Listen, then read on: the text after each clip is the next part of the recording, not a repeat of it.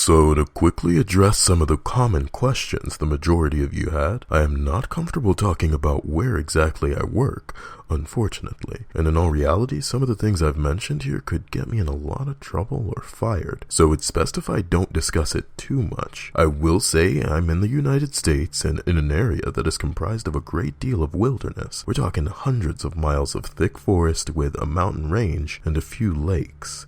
There's still a great amount of interest in the stairs, and luckily for you guys, my friend has a story that I think you'll all be very interested in. I'll go into more at the end of this update. As for whether or not I have ever thought of asking my superiors about them, I have, but again, I don't want to risk my job. However, one of my former superiors no longer works as a search and rescue officer, and it's possible that he may be willing to talk to me about it. I'll be speaking to him later in the week, and I'll let you all know what comes of that. As far as advice on becoming a search and rescue officer goes, I think the best advice I can give you is to contact your local Forest Service and see if they offer any training courses, or what the qualifications are. I've been doing this for years, and I've started out as a volunteer helping on search and rescue operations. It's a great job, despite the occasional tragic situations, and I wouldn't want to do anything else. Alright, let's get on with these stories.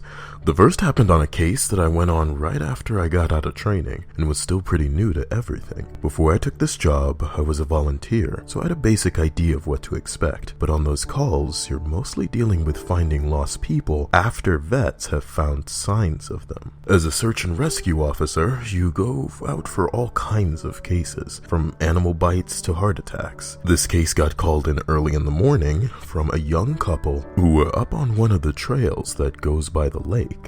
The husband was completely hysterical, and we couldn't really figure out what was going on. We could hear the woman screaming in the background, and he was begging us to come up there right away. When we get there, we see him holding his wife, and she's got something in her arms. She's screaming these awful, almost animal-like screams, and he's sobbing. He sees us, and he screams at us to help them, to please get an ambulance up here. Now, obviously we can't just drive an ambulance up the walking path, so we ask him if his wife needs help, or if she can walk on her own. He's still hysterical, but he manages to tell us that it's not his wife that needs help. I go over while one of the vets tries to calm him down, and I ask the wife what's going on.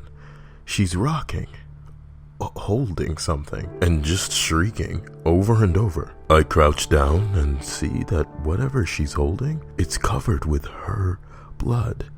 That's when I notice the sling on her front, and my heart sinks. I ask her to tell me what's going on, and I sort of pry her arms gently open so I can see what she's holding. It's her baby, obviously dead.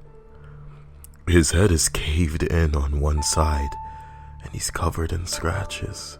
Now, I've seen dead bodies before, but something about this whole situation hits me hard. I have to take a second to compose myself, and I get up and go get one of the other vets who's standing by. I tell him that it's a dead kid, and he sort of pats my shoulder and tells me he'll deal with it. It took us over an hour to get this woman to let us see her kid. Every time we try to take him from her, she flips out and tells us we can't have him, that he'll be okay if we just leave her alone and let her help him. But eventually one of the vets manages to calm her down, and she gives us the body. We took it back to the med area, but when the EMT showed up, they told us there was never any hope of saving the kid. He died instantly from the trauma to his head. I was good buddies with one of the nurses who met them at the hospital, and she told me later what happened.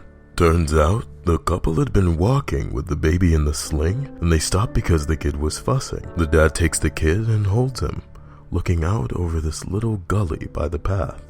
The mom comes to stand next to him, but she ends up stepping on a loose patch of soil, and she trips. She falls into the dad, who drops the kid, who ends up falling about 20 feet down this little gully onto the rocks. The dad climbed down and recovered the kid, but he'd fallen right on his head. and was dead by the time he got there.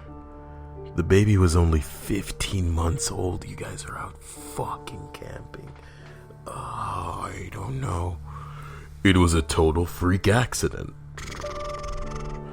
A series of events that coalesced into the worst possible outcome. Probably one of the more awful calls I've been on. I haven't seen a lot of animal bites in my time as a search and rescue officer, mostly because there aren't many animals that come around the area. While there are bears in the area, they tend to stay pretty far away from people, and sightings are highly unusual. Most of the animals you'll see are small ones, coyotes, raccoons, skunks. What we do see, frequently, are moose, and let me tell you, moose are nasty fuckers. They'll chase after anything for any reason, and God help you if you get in between a female and its baby. One of the more amusing calls was one guy who'd gotten chased down by an absolutely massive male moose and was stuck up a tree. Took us almost an hour to get him down, and when he was finally on solid ground again, he looks at me and says, "God damn, these fuckers is big up close." Not exactly a scary story, but we still laugh about that one. I honestly don't remember how I'd forgotten this story, but it's by far the scariest thing that's happened to me. I guess maybe I've tried so long to forget about it that just didn't come to mind right away. As someone who spends literally all of their time in the woods, you don't ever want to let yourself get scared of being alone or out in the middle of nowhere. That's when you have experiences like this, and you tend to just forget about them. This is, to date, the only thing that ever made me really seriously consider if this job is the right one for me. I don't really like talking about it much, but I'll do the best I can to remember it all. As I recall, this took place right at the end of spring. It was a typical lost child call. A 4-year-old girl had wandered away from her family's campsite and had been missing for about 2 hours. Her parents were completely despondent and told us what most parents do. My kid would never wander away. She's so good about staying close. She's never done anything like this before. We assure the parents that we'll do everything we can to find her, and we spread out in a standard search formation. I was partnered with one of my good buddies, and we were sort of casually holding conversation while we hiked. I know it sounds callous, but you do sort of become desensitized when you've done this long enough. It becomes the norm, and I think to a certain extent, you have to learn to desensitize yourself in order to work this job. We search for a good 2 hours, going well beyond where we think she'd be, and we come out of a small valley when something makes us both stop, in unison. We freeze, and look at each other, and there's almost a sensation like a plane depressurizing.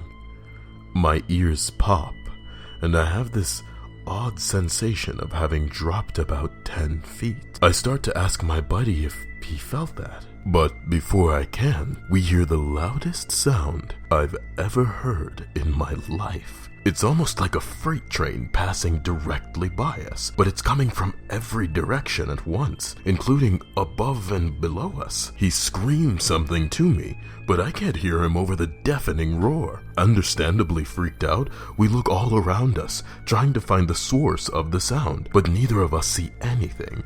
Of course, my first thought is landslide, but we're not near any cliffs, and even if we were, it would have hit us by now.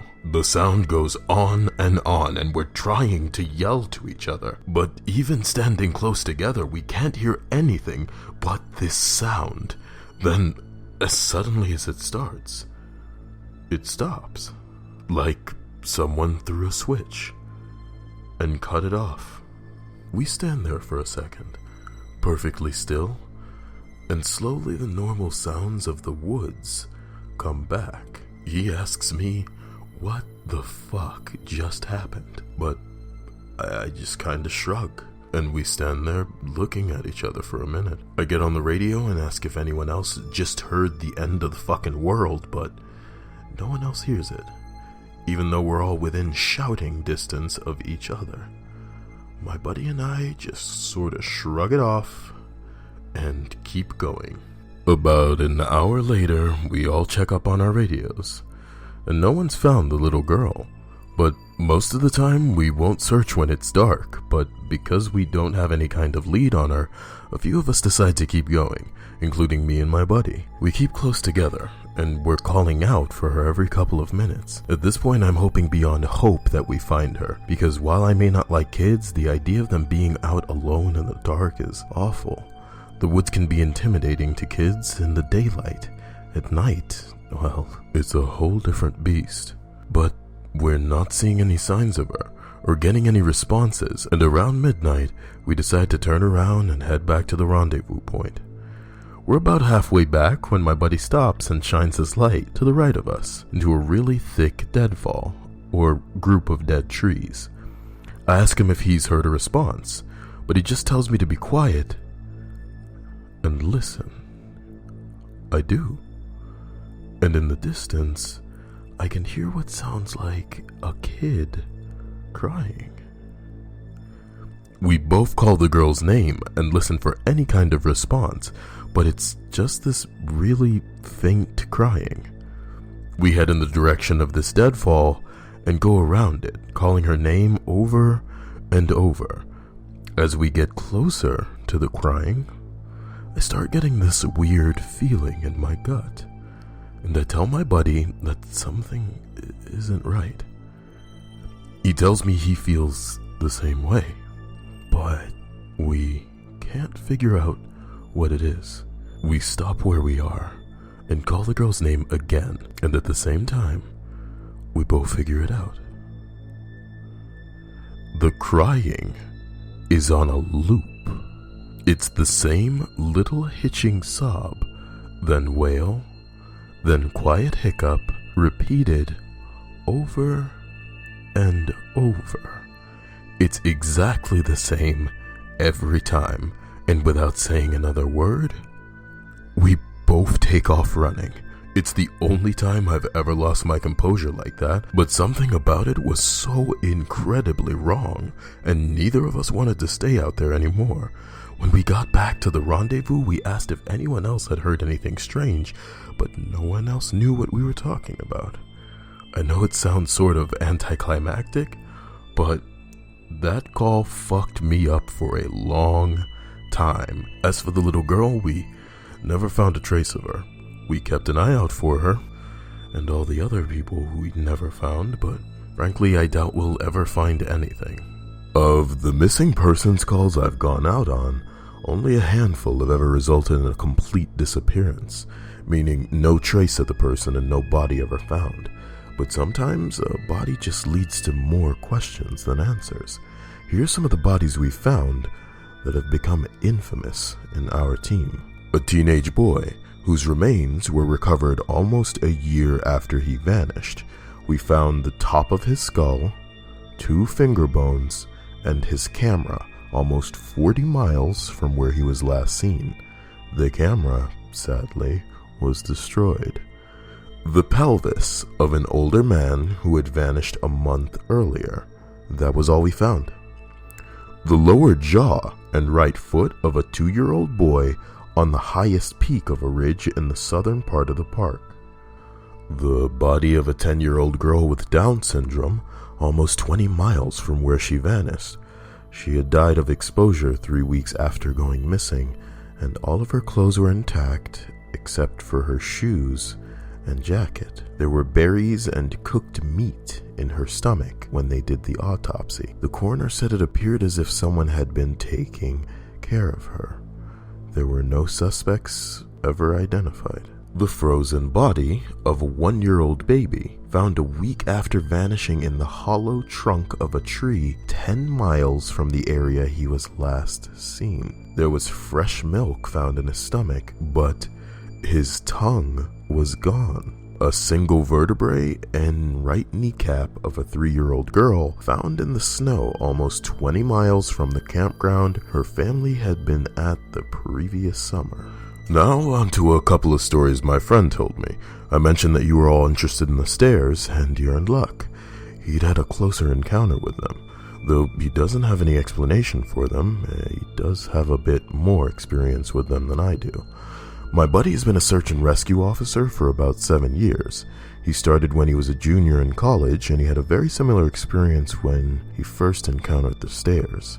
His trainer told him almost the same thing mine did, which was to never go near, touch, or ascend them. For the first year, he did just that, but apparently his curiosity got the better of him, and on one call, he broke away from the line and went to go check a set of them out.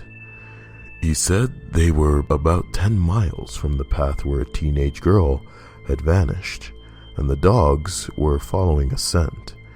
He was on his own, lagging behind the main group, when he saw a set of stairs off to his left. They looked like they were from a new house, because the carpeting was pristine and white. He said that as he got closer, he didn't feel any different or hear any weird noises. He was expecting something to happen, like bleeding from his ears or collapsing, but he got right up next to them and didn't feel anything. The only thing, he said, that was odd was there was absolutely no debris on the steps. No dirt, leaves, dust, anything. And there didn't appear to be any signs of animal or insect activity in the immediate area, which he found very strange. It was less like things were avoiding them, and more like they just happened to be in a relatively barren part of the forest. He touched the stairs and didn't feel anything except the sort of sticky feeling that you get from a new carpet. Making sure his radio was on, he slowly climbed the stairs. He said it was terrifying, because the way they'd been stigmatized, he wasn't really sure what was going to happen to him. He joked that half of him expected to be teleported to some other dimension, and the other half was watching for a UFO to come swooping down, but he got to the top with little effort. He stood there looking around, but he said the longer he stood at the top step, the more he felt like he was doing something very, very wrong. He described it as a feeling you'd get if you were in a part of the government building you'd no business being in, as if someone was going to come and arrest you, or shoot you in the back of the head at any second. He tried to brush it off, but the feeling got stronger and stronger, and that's when he realized that he couldn't hear anything. The sound of the forest was gone, and he couldn't hear his own breathing. It was like some kind of weird, awful tinnitus, but more oppressive. He climbed back down and rejoined the search and didn't mention what he'd done, but he said the weirdest part came after. His trainer was waiting back at the welcome center after the search ended for the day, and he cornered my buddy before he could leave. He said his trainer had this look of intense anger, and he asked what was wrong. "You went up them, didn't you?" My buddy said it wasn't phrased like a question. He asked how his trainer knew, and the trainer just shook his head. "Because we didn't find her. The dogs lost her scent." My buddy asked what that had to do with anything. The trainer asked how long he'd been on the stairs, and my buddy said no more than a minute. The trainer gave him a really awful, almost dead-eyed look, and told him that if he ever went up another set of stairs again, he'd be fired immediately.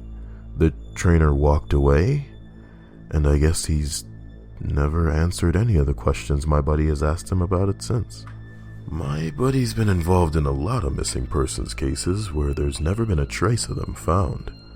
I mentioned David Paulides, and my buddy said he can confirm that those stories, for the most part, are accurate. He said that most of the time, if the person isn't found right away, they're either never found, or they're found weeks, months, or years later, in places they can't possibly have gotten to. One story he told me really stood out that involved a 5-year-old boy with a severe mental disability. The little boy vanished from a picnic area in the late fall. In addition to the mental disability, he was also physically handicapped, and his parents explained over and over that he simply could not have vanished. It was impossible. Someone had to have taken him. My buddy said they searched for the kid for weeks, going miles out of the accepted range, but it was like he'd never been there. The dogs couldn't pick up his scent anywhere, not even in the picnic area where he'd apparently vanished from. Suspicion fell on the parents, but it was pretty clear that they were devastated and hadn't done anything sinister to the kid. The search was concluded about a month after, and my buddy said everyone had pretty much forgotten it by later in that winter. He was out on a training op in the snow on one of the higher peaks when he came across something in the snow. He said he saw it from far away at first, and when he got closer, he realized it was a shirt, frozen and sticking part of the way out of the powder. He recognized it as belonging to the kid because it had a distinctive pattern.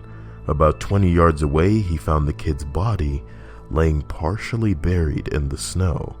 My buddy said there was no way the kid had been dead for any more than a few days, even though he'd been missing for almost 3 months. The kid was curled around something, and when my buddy brushed off the snow to see what it was, he said he almost couldn't believe what he was seeing. It was a big chunk of ice that had been carved crudely to look sort of like a person. The kid was holding it so tight that it had frostbitten his chest and hands, which my buddy could tell even with the decay that had taken place. He radioed the rest of the crew and they took the body off the mountain. Now, he recapped all of this for me, and to put it simply, there was no way this kid could have both survived for almost 3 months on his own or have gotten to this peak. There was no physical way this child could have walked almost 50 miles and ended up on top of a goddamn mountain. To top it off, there was nothing in this kid's stomach or colon. Nothing. Not even water. It was like my buddy said. The kid had been taken off the face of the earth, put in suspended animation, and dropped on this mountain months later, only to die of exposure. He's never gotten over that one. The last story of his I'll share occurred fairly recently, only a few months ago.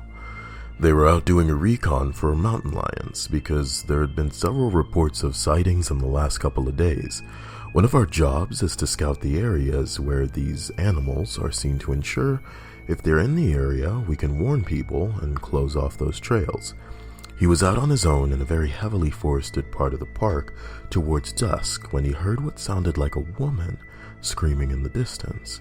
Now, as most of you know, when a mountain lion screams, it sounds almost exactly like a woman being brutally murdered.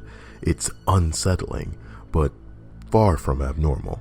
My buddy radioed back and let ops know he'd heard one, and that he was going to keep going to see if he could figure out where its territory started. He heard the mountain lion scream a couple more times, always from the same spot, and determined the approximate area of the mountain lion's territory. He was about to head back when he heard another scream, this time within only a few yards of him.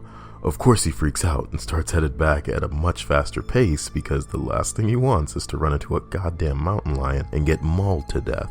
As he got back on the path and started heading back, the screaming followed him, and he broke into a jog. When he was about a mile from ops, the screaming stopped, and he turned around to see if it was following him. It was almost night by this point, but he said in the distance, just before the path rounded the corner, he could see what looked like a male figure. He called out to them, warning them that the paths were closed and that he needed to come back to the welcome center. The figure just stood there, and my buddy started to walk over.